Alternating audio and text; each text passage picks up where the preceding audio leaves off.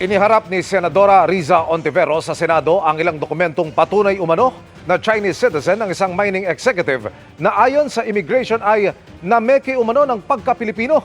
Kabilang diyan ang tugmang fingerprints at mga litrato sa pasaporte ni Joseph C. at sa alien certificate ng isang Chinese. Nakatutok si Rafi Tima.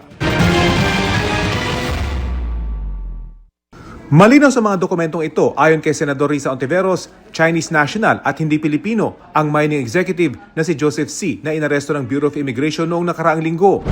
Sa kanyang privilege speech, ipinakita ng senadora ang kopya ng Alien Certificate of Registration na isang Zhong Zhenchen na may alias na Joseph C. Makikita dito ang kanyang fingerprint.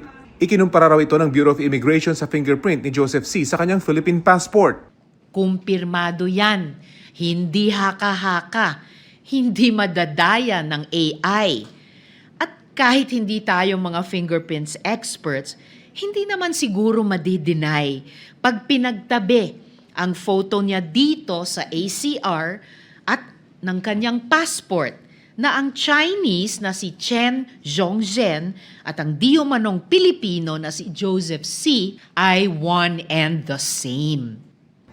Nakababahala ayon sa senadora na tulad ni Alice Go, tila nalusutan ng mga ahensya ng gobyerno para makakuha siya ng Philippine passport at magpakilalang Pilipino.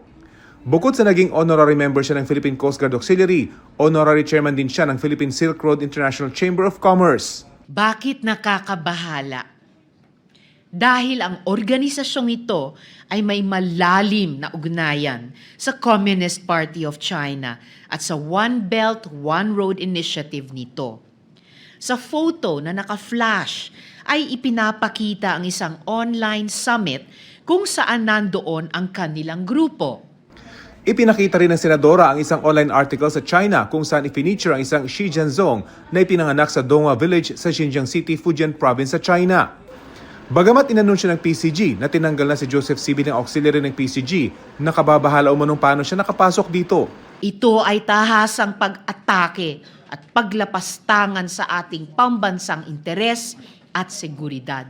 Pinaglalaruan na tayo ni Mr. Joseph C., a.k.a. Chen Zhongzhen, a.k.a. Xi Zhenzhong. Dapat may managot. Ngayon, kailangan nating itanong, who is responsible for the registration of birth of Joseph C.? Nagsampa na ng resolusyon sa Senador Ontiveros para imbestigahan ng Senado ang kaso ni Joseph C. Nauna nang nanawagan ng kumpanya ni C na Global Ferronickel Holdings na palayain ang kanilang chairman.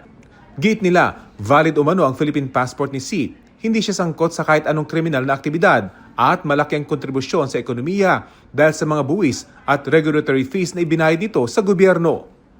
Para sa GMA Integrated News, Rafi Tima nakatutok, 24 oras.